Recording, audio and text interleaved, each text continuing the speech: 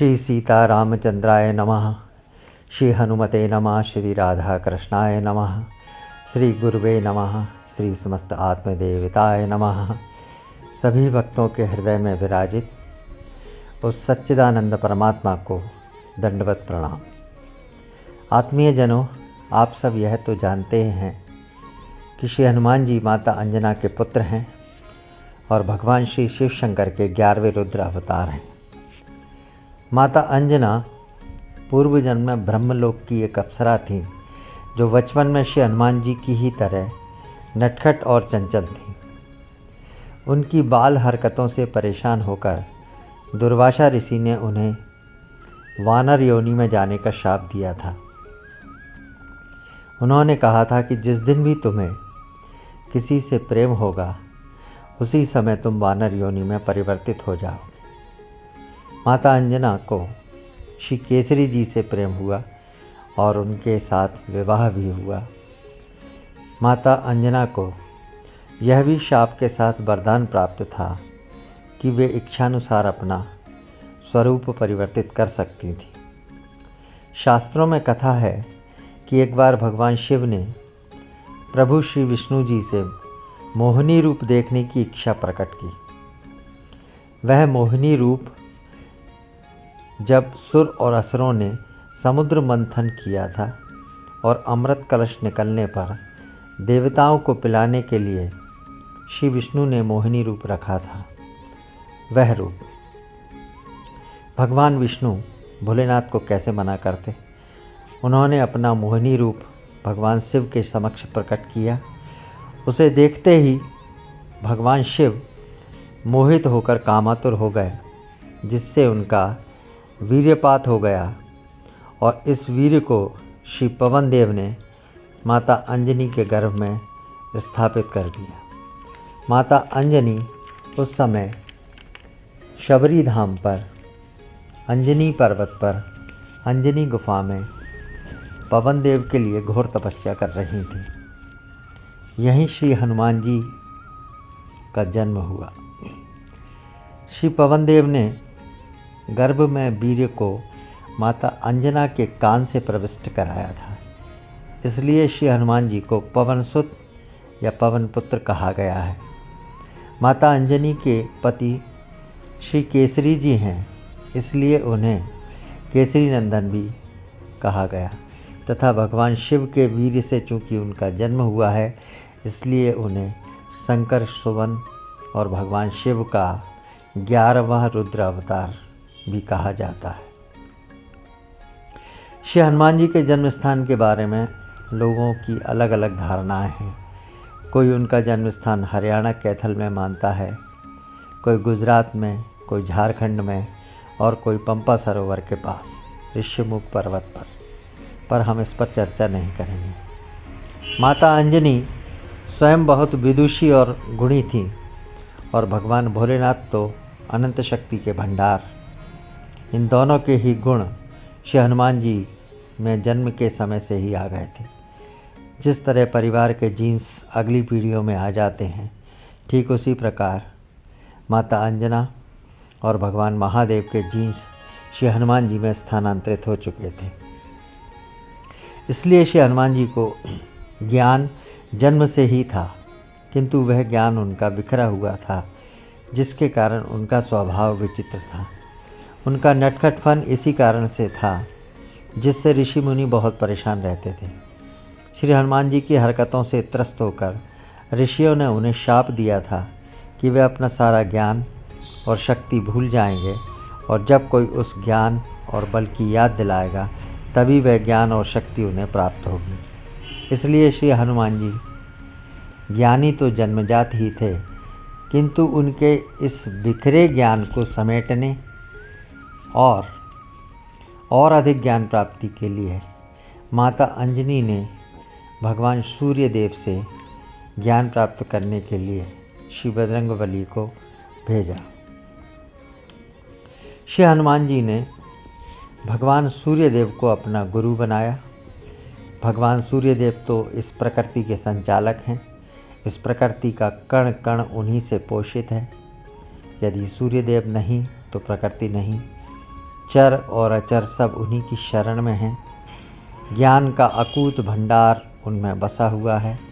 इस त्रैलोक में जितना भी शेष ज्ञान जो रहा था वह श्री हनुमान जी ने भगवान सूर्यदेव से प्राप्त किया और वे ज्ञानियों में सर्वश्रेष्ठ बन गए। इसलिए श्री तुलसीदास जी ने लिखा है, ज्ञानी नाम अग्रगण्यम। श्री हनुमान जी के पास 8 सिद्धियाँ, 9 निधियाँ, वेद शास्त्रों, पुराणों, लोक व्यवहार और समस्त प्रकार का ज्ञान है। इसलिए इस ब्रह्मांड में उनसे ज़्यादा ज्ञानी और कोई भी नहीं है। वे समस्त ज्ञानियों में अग्र हैं, पूजनीय हैं और वंदनीय हैं। आगे श्री तुलसीदास जी लिखते हैं, गुण सागर।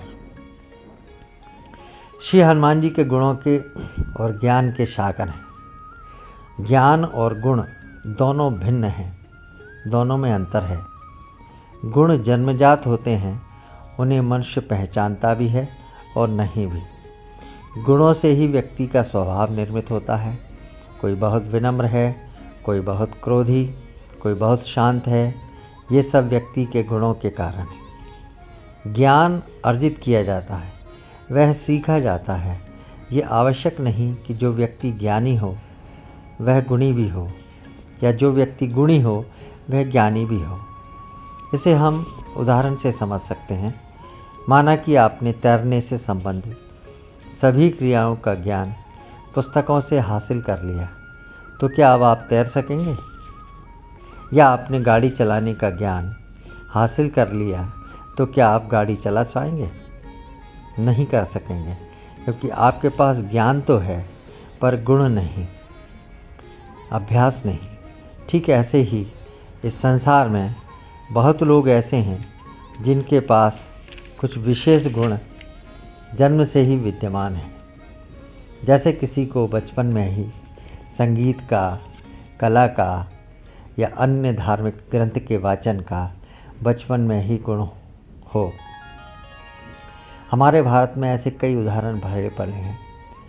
हम उन बच्चों की विलक्षण प्रतिभा को देखकर दंग रह जाते हैं, जो जबकि उसका ज्ञान उन्होंने यहाँ प्राप्त नहीं किया। इसके उपरांत भी उनमें वह कला आ जाती है। श्री हनुमान जी के पास ज्ञान और गुण दोनों ही हैं। कहाँ ज्ञान का और कहाँ गुण का प्रदर्शन करना है उन्हें बहुत अच्छी तरह से आता है।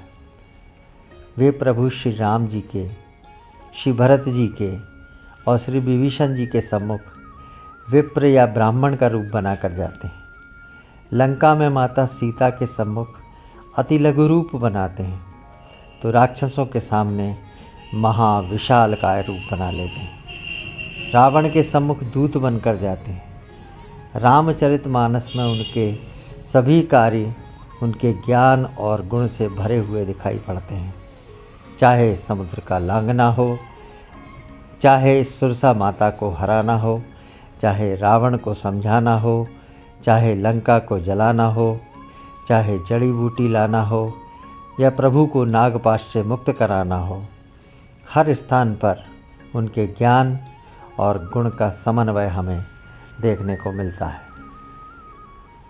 इतना सब कुछ होते हुए भी वे बहुत विनम्र हैं। वे किसी भी कार्य का श्रेय स्वयं नहीं लेते, सब कुछ प्रभु श्री राम को ही समर्पित कर देते हैं। यही उनके चरित्र की सबसे बड़ी विशेषता है। सब कुछ कार्य करने के उपरांत भी उनमें अहंकार भाव उत्पन्न नहीं होता। वे हमेशा कहते रहते हैं, प्रभु मैं तो साधारण वानर हूँ, जो कुछ करता हूँ वह सब प्रभु सीताराम के प्रताप से ही करता हूँ, इसलिए वह सबके प्रिय है। उन्हें इस जगत में प्रभु श्री राम के अलावा कुछ भी नहीं चाहिए। इसलिए आचार्य ने उन्हें ज्ञान गुण सागर कहा है। सागर जिस प्रकार किसी से कोई अपेक्षा नहीं रखता और ना ही अपनी मर्यादा तोड़ता है, उसी प्रकार श्री हनुमान जी ने कभी किसी से कोई अपेक्षा नहीं रखी और ना ही संपूर्ण जीवन में मर्यादा का उल्लंघन ही किया। श्री हनुमान जी जैसा अन्य कोई पात्र हमें इस जगत में दिखाई नहीं देता। आगे श्री तुलसीदास जी लिखते हैं, जय कपीस तिहु लोक उजागर। श्री हनुमान जी कपियों के ईश हैं। कपियों के आगे उन्होंने आदर्श का एक ऐसा स्तंभ आरोपित किया है जिसे पार करना किसी भी युग में कभी भी संभव नहीं है। अपने धर्माचरण से और अपने चरित्र से वे सभी वानरों के भगवान बन गए हैं, जिनका यश तीनों लोकों में फैला हुआ है। तीन लोक अर्थात मृत्युलोक पृथ्वी पर, स्वर्गलोक और पाताल लोक, इन तीनों लोकों में ही श्री हनुमान जी की जय जयकार है। पृथ्वी पर तो इनका यश सभी को ज्ञात है। पाताल लोक में जब अहिरावण भगवान श्री राम और श्री लक्ष्मण जी को उठा ले गया था, तब श्री हनुमान जी ही अहिरावण को मारकर वापस पृथ्वी पर लाए थे। इसलिए पाताल लोक में उनकी ख्याति थी। और जब प्रभु श्री राम और लक्ष्मण जी नागपाश में बंधे हुए थे, तब श्री हनुमान जी स्वर्गलोक से भगवान श्री गरुड़ जी को लेकर आए थे। स्वर्ग में ख्याति उनकी पहले से ही थी। जब बचपन में इंद्र ने श्री बजरंगबली की हनु ठोड़ी पर वज्र से प्रहार किया था, इस प्रकार तीनों ही लोकों में श्री हनुमान जी की जय जयकार होती रही है। संत श्री इसीलिए कहते हैं कि जय कपीस तिहु लोक उजागर। श्री हनुमान जी ज्ञान और गुण के सागर हैं, विनम्र हैं, आत्म अनुशासित हैं। प्रभु श्री राम के चरित्र को सुनने की उन्हें सदैव कामना रहती है। इसके अलावा उनके मन में कोई भी इच्छा नहीं होती और तीनों लोकों में उनके कार्य आलोकित होते रहते हैं और उनका प्रकाश सभी को प्रेरणा देता रहता है।